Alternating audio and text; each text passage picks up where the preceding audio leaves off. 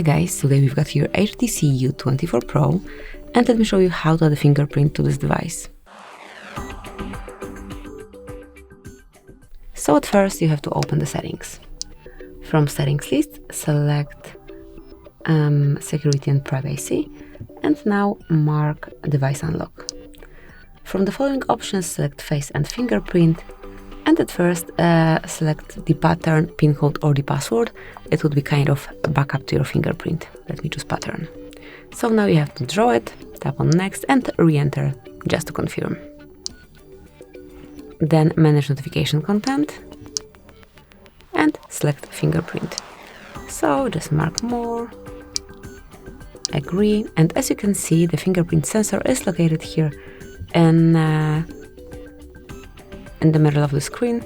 Just mark start and keep tapping here till your fingerprint is fully added. Obviously it's best to select the fingerprint that is just more comfy for you to hold your phone, and then just place this finger bar.